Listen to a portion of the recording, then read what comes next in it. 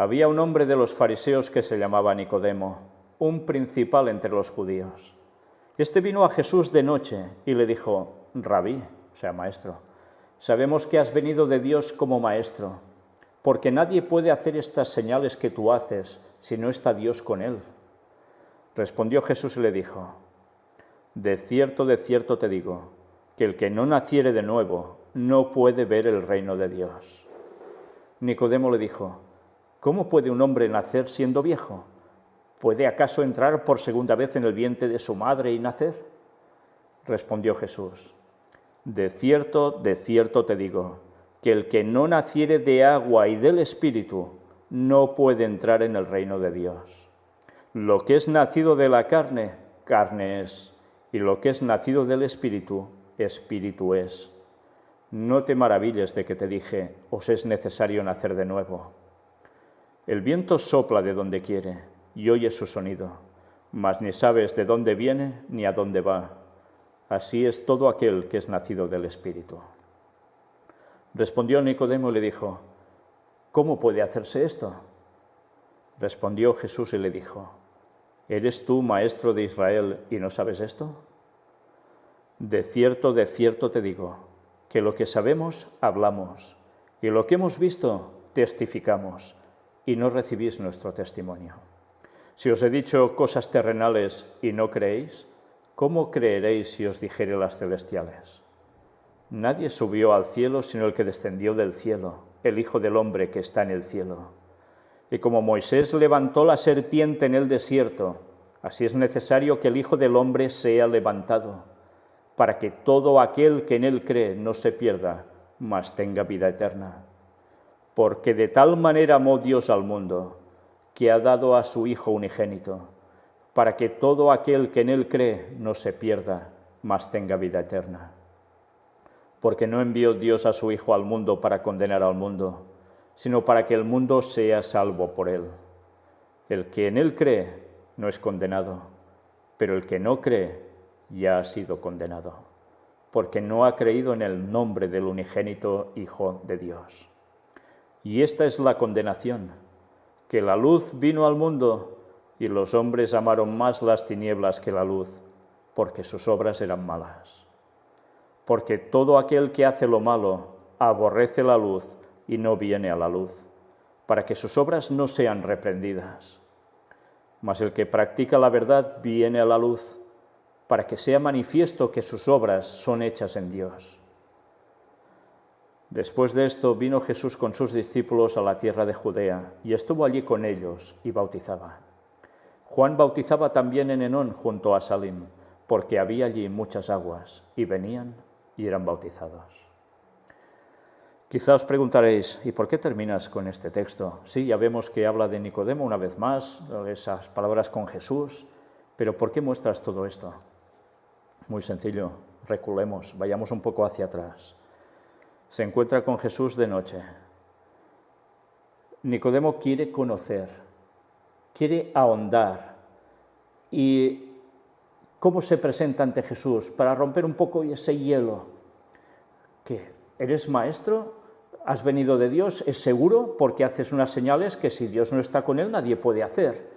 Y fijaos que Jesús no empieza a querer manifestarse diciendo: mira, te voy a hacer un milagro para que creas que sí, que soy yo. Ni le dice: te voy a dar una explicación impresionante que no podrás desmontar. No le sigue el juego. Le dice directamente: de cierto te digo, que el que no naciere de nuevo no puede ver el reino de Dios. Fijaos, Jesús no se va por las ramas, va directo a tocarle la fibra, el entendimiento.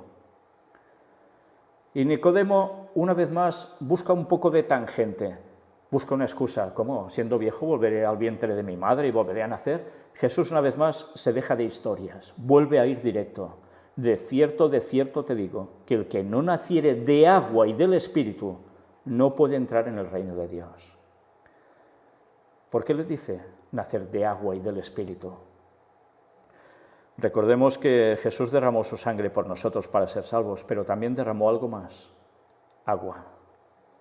Y esa agua en la cruz, que salió de su costado junto a la sangre, es lo que propició que esa sangre llegara a caer por esa brecha que se había hecho a los pies de la cruz en ese gran terremoto cuando Cristo muere, y llega a caer justo 6 metros por debajo, donde estaba en la cueva escondida el arca de la alianza, y cae encima de la tapa del arca de la alianza, del propiciatorio, y allí conseguimos nuestra vida, nuestra salvación. Pero además, como dice, del agua y del Espíritu. Y los dos son símbolos del Espíritu Santo. Y si no es así, no se puede entrar en el reino de Dios. Y le dice que lo que es nacido de la carne, carne es, y lo que es nacido del Espíritu, Espíritu es, y que por tanto no tiene que maravillarse, es necesario nacer de nuevo, en un sentido espiritual. Y fijaos que aquí Jesús sí que le hace una explicación en una frase que podría aplicarse a esas enseñanzas de los guerreros de Shaolin y Confucio y demás. ¿Qué le llega a decir? El viento sopla de donde quiere y oyes su sonido, mas ni sabes de dónde viene ni a dónde va. Así es todo aquel que es nacido del Espíritu. Parece una frase muy mística, ¿verdad? ¿Pero qué le está diciendo? Recordad que espíritu, neuma, es como el viento y no se ve. Esta tercera persona de la deidad no se ve, pero actúa y no sabes ni cuándo te viene ni por dónde, ni sabes cómo va a proseguir.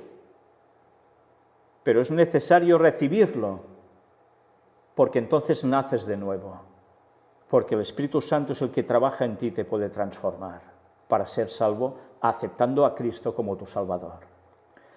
Y bien, Nicodemo una vez más dice, ¿cómo puede hacerse esto? Y Jesús, ¿qué le dice? ¿Eres tu maestro de Israel y no sabes esto? Una vez más, aquí parece que Jesús vaya a humillar, y no, va a que reaccione, a que piense. ¿Y qué le dice? De cierto te digo que lo que sabemos hablamos y lo que hemos visto testificamos y no recibís nuestro testimonio. Se está hablando, se está presentando y no se recibe el testimonio. Y dice, si os he dicho cosas terrenales y no creéis, ¿cómo creeréis si os dijera las celestiales? Cosas que no ven. Nadie subió al cielo sino el que descendió del cielo, el Hijo del Hombre que está en el cielo. ¿Está mintiendo Jesús? Porque Moisés ascendió al cielo, Elías ascendió al cielo, Enoc ascendió al cielo. ¿Pero a qué está haciendo referencia? A él en concreto, que está en el cielo y que bajó desde allí primero para luego, después, volver cuando resucitó. Y esto no lo habían hecho los otros. No está mintiendo Jesús. Hay que clarificar esos conceptos. Y como Moisés levantó la serpiente en el desierto, así es necesario que el Hijo del Hombre sea levantado. Le estaba diciendo, voy a ser subido en un asta, muriendo en una cruz, para que todo aquel que en él cree no se pierda, mas tenga vida eterna. El que crea en que Jesús ha muerto por él para darle la salvación eterna, la va a conseguir, pero debe mirar al que murió en la cruz. No quiere decir hacerse una imagen, no. Saber que por fe tus ojos lo están viendo siempre. Y dice algo que es básico, es lo que se dice el texto que es la Biblia resumida en un solo versículo. Porque de tal manera amó Dios al mundo que ha dado a su Hijo unigénito, a Jesús, para que todo aquel que en él cree no se pierda, mas tenga vida eterna. Si tienes a Cristo, tienes la vida. Y él lo dijo, ¿verdad? Y dice, porque no envió Dios a su Hijo al mundo para condenar al mundo, sino para que el mundo sea salvo por él. Fijaos, Jesús viene para salvarnos, porque Dios quiere la salvación del ser humano. Para eso vino, no para condenar, para destruir. Pero evidentemente si te apartas de la fuente de vida, ¿qué vas a parar a hacer? ¿Qué vas a parar a conseguir? Todo lo contrario. Por tanto, ¿es Dios quien te condena? en definitiva eres tú el que te autocondenas, que no quieres la vida eterna y Dios no te va a dar lo que tú no quieres, una vida eterna en felicidad al lado de Él, sin pecar. Por eso tantos se van a perder. El que en Él cree no es condenado, pero el que no cree ya ha sido condenado, porque no ha creído en el nombre del unigénito Hijo de Dios. Se le ha mostrado la verdad, se le han dicho las cosas y ni así quieren creer, quieren seguir en lo suyo, en sus 13. Y por tanto, ¿Dios qué va a hacer? ¿Salvarte si no quieres? No irá contra tu voluntad, Y esta es la condenación, que la luz vino al mundo y los hombres amaron más las tinieblas que la luz porque sus obras eran malas. Y ahí está el quid de la cuestión. La gente no quiere seguir la verdad en Cristo tal cual es porque prefieren lo malo, aunque vayan de buenos, aunque vayan incluso de cristianos, prefieren lo malo, no guardar la ley de Dios y buscando las 1001 excusas. Y fijaos cómo Jesús es la luz del mundo. ¿Y qué ven esa gente cuando les sube por el chakra este y el otro y toda esa luz? ¿Qué ven? Eso, una luz blanca. Pues mira por dónde. Lo que ven en verdad es una tiniebla que a ellos les parece una luz blanca. Ya se encarga Satanás de eso.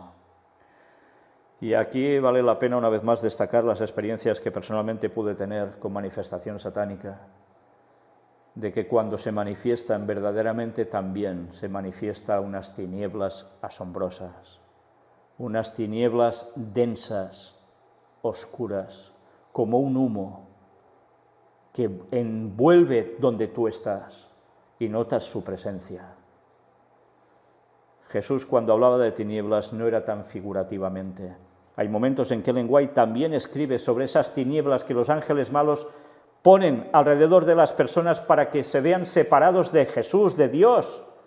Y vienen los ángeles de Dios y son invocados y con sus alas, agitándolas rápidamente, fuertemente, las dispersan para que la mente pueda volver a conectarse con Dios y ser salvos y ser salvados de toda esa cuestión satánica.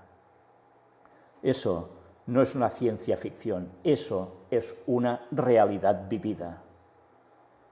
Y ese poder de Dios, desde luego, es superior a través de sus ángeles a los del diablo.